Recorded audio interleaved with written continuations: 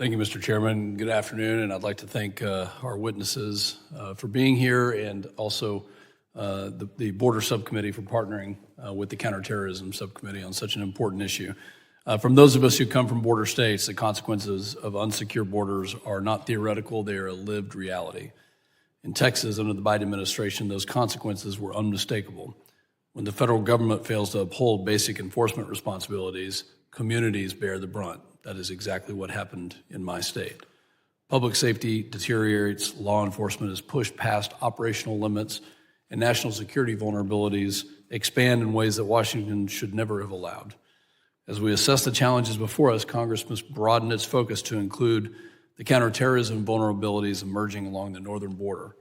For years, the southwest border has demanded urgent attention, and rightfully so. But today, we are seeing a troubling shift. Individuals of concern, including those appearing on the terror watch list, are increasingly attempting to reach the United States through Canada. This trend requires us to examine not only illegal crossings, but the broader counterterrorism landscape that dangerous actors may seek to exploit.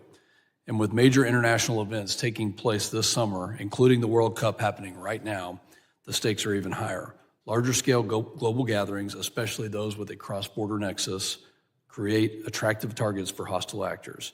And it's imperative that we strengthen our posture and close gaps that could be exploited during these heightened international attention events.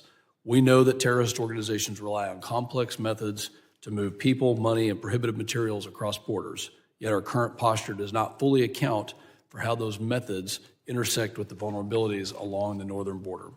And we must deepen our understanding of the cross-border facilitation networks that enable illicit movement, including those tied to criminal smuggling pipelines, and confront the online extremist ecosystems that fuel radicalization and recruitment.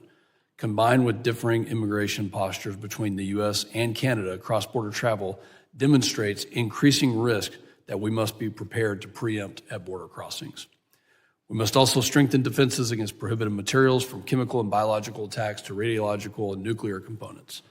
Although the White House's counterterrorism strategy prioritizes preventing terrorist access to such materials, northern border interdiction remains uneven. And likewise, cross-border financial flows, including illicit finance and money laundering, must be rigorously monitored to prevent funds from supporting terrorism. Today's hearing is about being proactive. It is about recognizing emerging threats, acknowledging where our defenses fall short, and ensuring that federal law enforcement has the support, coordination, and resources needed to keep our country safe.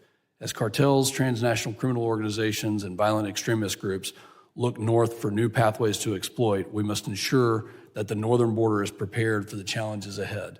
You're going to hear a lot about President Trump. You're going to hear a lot about enforcing the laws. Well, if we don't like the laws, then we should change them right here in this body.